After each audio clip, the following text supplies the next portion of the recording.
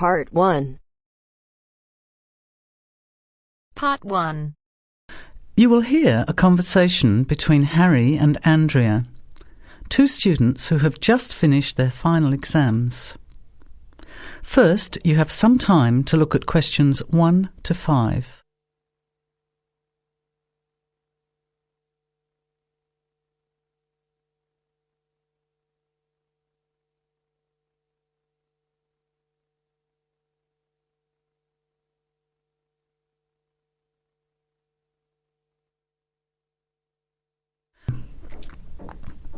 Listen carefully to the conversation and answer questions 1 to 5. Hi, Andrea. How are you feeling now that exams are over? It's fantastic to have finished, isn't it? And to sleep in every morning. What about you? Well, I've been catching up on sleep too, but I've got a lot to do before I leave for England. Perhaps you could give me some advice.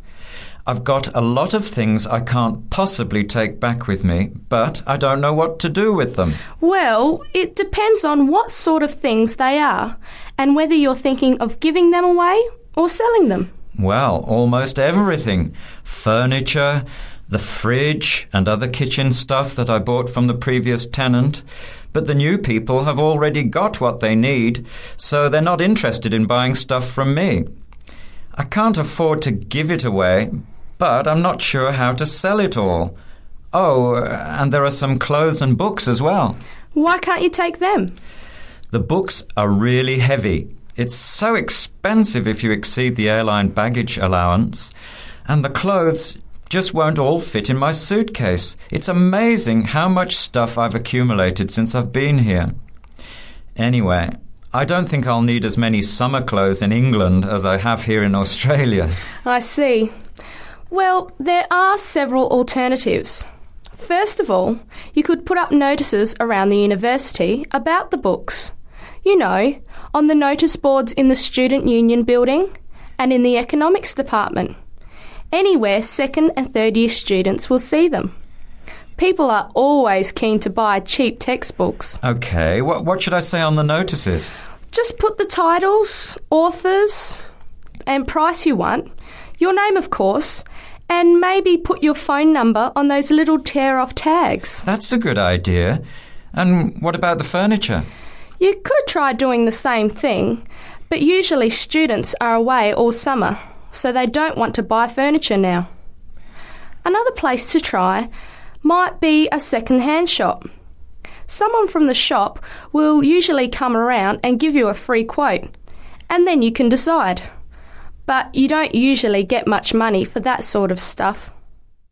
Before you hear the rest of the conversation, you have some time to look at questions 6 to 10.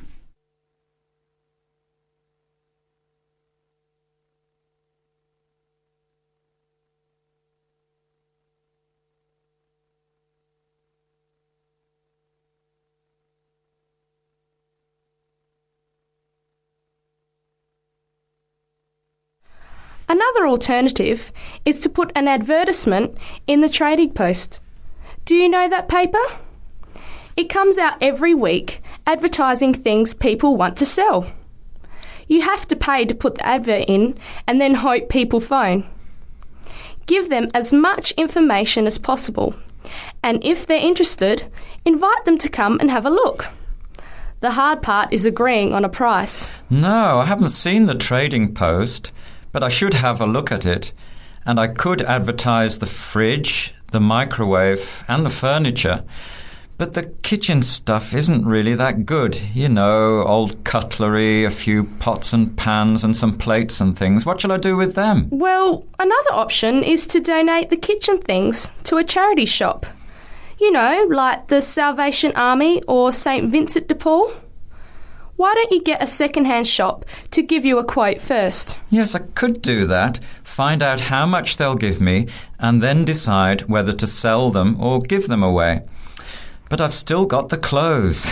A charity shop will take them too, as long as they're in good condition. And even though you don't get any money, at least you know that someone who really deserves some help has benefited. That's a good point. I'll advertise the expensive stuff. the furniture, and donate the clothes and kitchen stuff. Let's go and buy a trading post and you can help me write the advert. Well, actually, I'm interested in buying the fridge and the microwave, depending on the price, of course. OK, let's see how good you are at bargaining. That is the end of part 1. You now have half a minute to check your answers.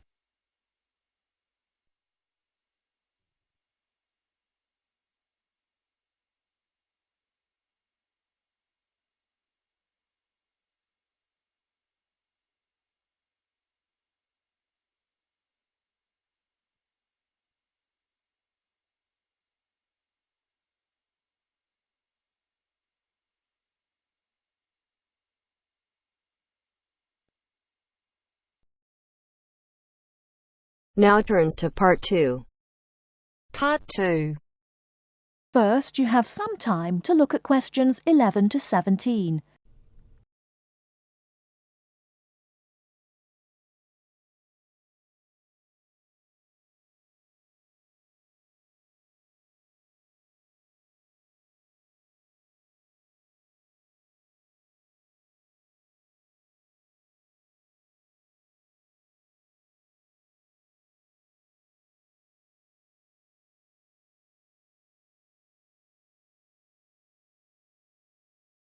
Now, listen carefully and answer questions 11 to 17.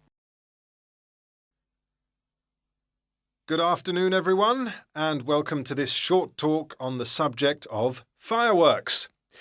Now, fireworks, as I'm sure many of you know, were invented in China, though there has long been disagreement as to exactly when, or even in which century.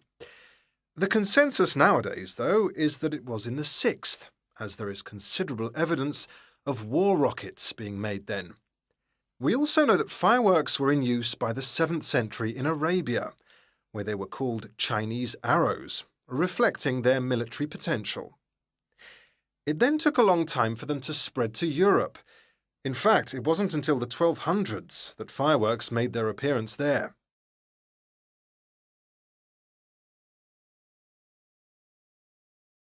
The basic ingredients of fireworks have changed little to this day. Their explosive capacity comes mainly from black powder, also known as gunpowder, which is produced from a mixture of charcoal, sulfur, and potassium nitrate. A modern aerial firework, the kind used nowadays in big public displays, not the small rocket type that you might remember from your childhood, is normally made in the form of a shell, often a sphere about the size of a peach. Inside the shell are a number of stars, surrounded by black powder, and running through the centre of the round shell is a charge that makes the firework explode when it reaches the desired altitude. This is known as the bursting charge. When this explodes, it ignites the outside of the stars, which begin to burn with bright showers of sparks.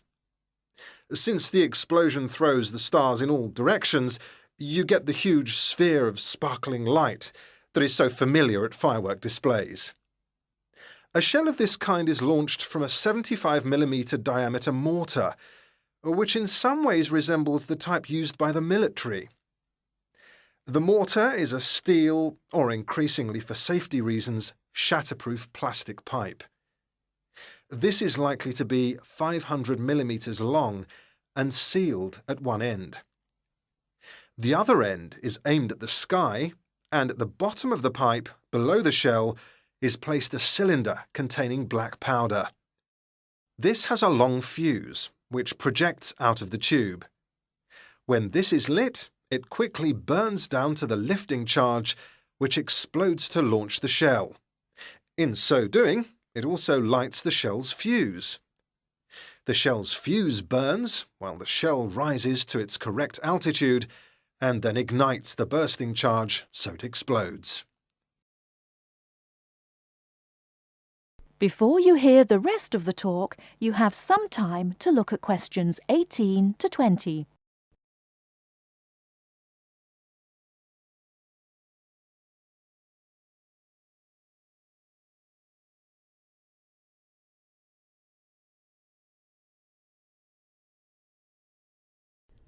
Now listen and answer questions 18 to 20.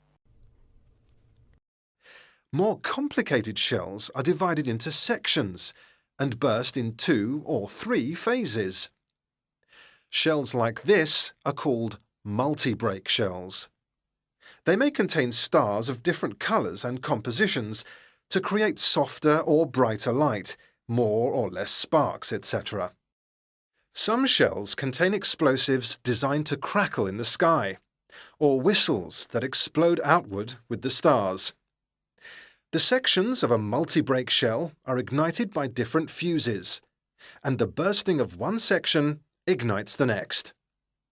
The shells must be assembled in such a way that each section explodes in sequence to produce a distinct, separate effect. The pattern that an aerial shell paints in the sky depends on the arrangement of stars inside the shell. For example, if the stars are equally spaced in a circle, with black powder inside the circle, you will see an aerial display of smaller star explosions equally spaced in a circle. To create a specific figure in the sky, for instance a heart shape, you create an outline of the figure in stars inside the shell. Then you place explosive charges inside those stars to blow them outward into the shape of a large heart. Each charge has to be ignited at exactly the right time, or the whole thing is spoiled. Many other shapes have particular names, like the willow. This is formed by stars that fall in the shape of willow tree branches, spreading a little to the side and then downwards. The high charcoal composition of the stars makes them long-burning, so they may even stay visible until they hit the ground. The ring shell is fairly basic. It is produced by stars exploding outwards to produce a symmetrical ring of coloured lights. More complex is the pattern created by the palm, which contains large comets or charges in the shape of a solid cylinder. These travel outwards, explode and then curve downwards, like the limbs of a palm tree. The serpentine, the last one for now, is different again. When this one bursts, it sends small tubes of incendiaries scattering outwards in random paths, which may culminate in exploding stars. It can be quite spectacular. That is the end of part 2. You now have half a minute to check your answers.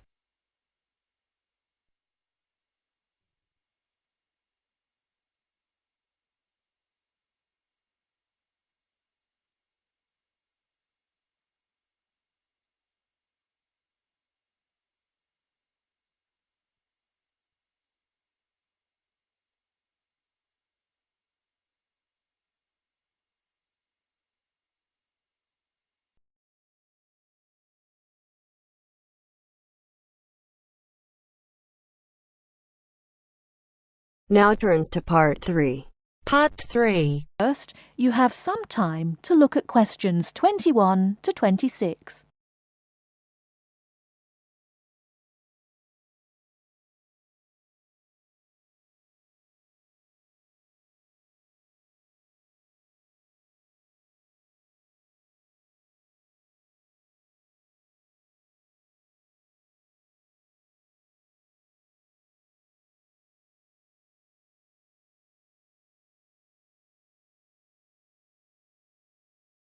Now listen carefully and answer questions 21 to 26. Good evening, and welcome to this month's Observatory Club lecture. I'm Donald Mackey, and I'm here to talk to you about the solar eclipse in history. 1,000 years ago, a total eclipse of the sun was a terrifying religious experience. But these days, an eclipse is more likely to be viewed as a tourist attraction than as a scientific or spiritual event. People will travel literally miles to be in the right place at the right time to get the best view of their eclipse. Well, what exactly causes a solar eclipse? When the world goes dark for a few minutes in the middle of the day. Scientifically speaking, the dark spot itself is easy to explain. It is the shadow of the moon streaking across the earth. This happens every year or two, each time along a different and, to all intents and purposes, a seemingly random piece of the globe. In the past, people often interpreted an eclipse as a danger signal heralding disaster, and in fact, the Chinese were so disturbed by these events that they included among their gods one whose job was to prevent eclipses. But whether or not you are superstitious or take a purely scientific view, our earthly eclipses are special in three ways. Firstly, there can be no doubt that they are very beautiful. It's as if a deep blue curtain had fallen over the daytime sky as the sun becomes a black void surrounded by the glow of its outer atmosphere. But beyond this, total eclipses possess a second, more compelling beauty in the eyes of us scientists, for they offer a unique opportunity for research. Only during an eclipse can we study the corona and other dim things that are normally lost in the sun's glare. And thirdly, they are rare.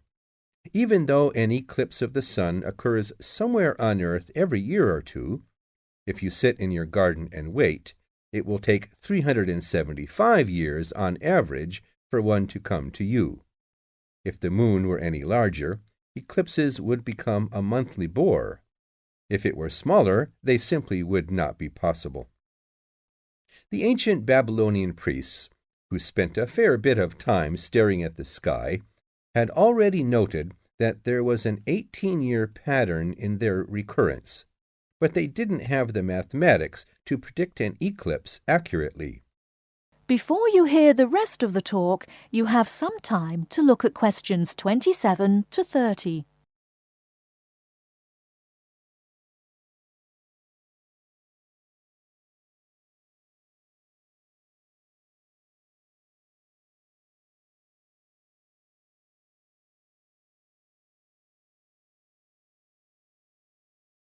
Now listen and answer questions 27 to 30. It was Edmund Halley, the English astronomer, who knew his maths well enough to predict the return of the comet, which incidentally bears his name, and in 1715 he became the first person to make an accurate eclipse prediction. This brought eclipses firmly into the scientific domain, and they have since allowed a number of important scientific discoveries to be made.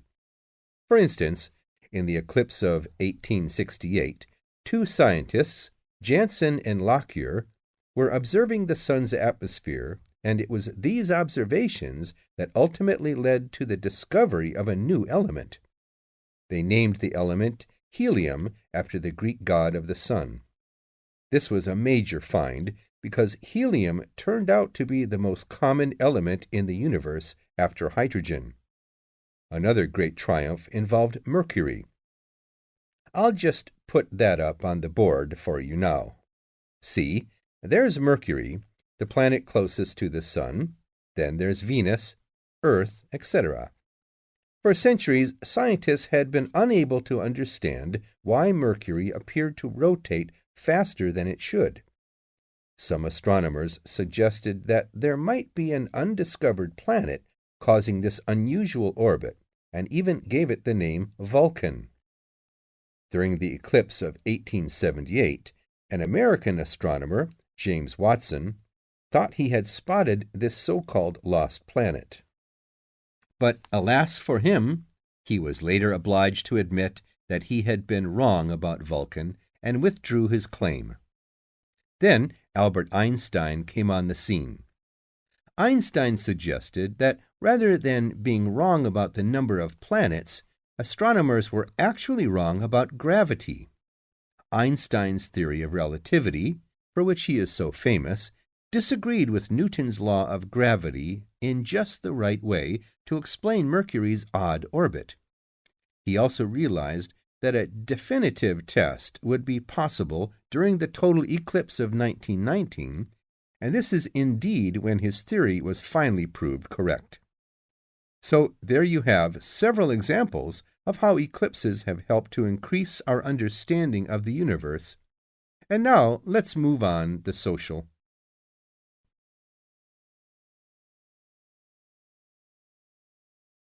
That is the end of part 3. You now have half a minute to check your answers.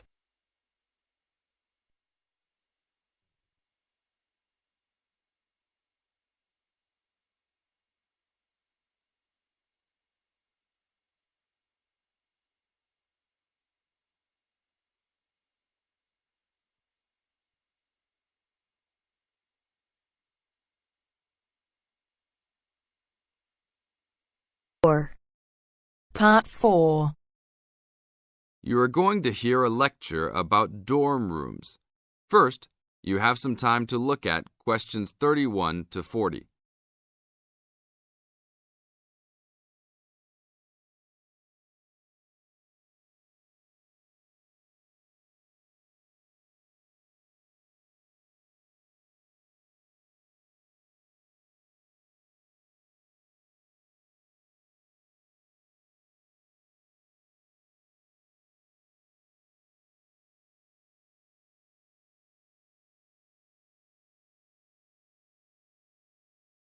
Now listen to the tape and answer questions 31 to 40.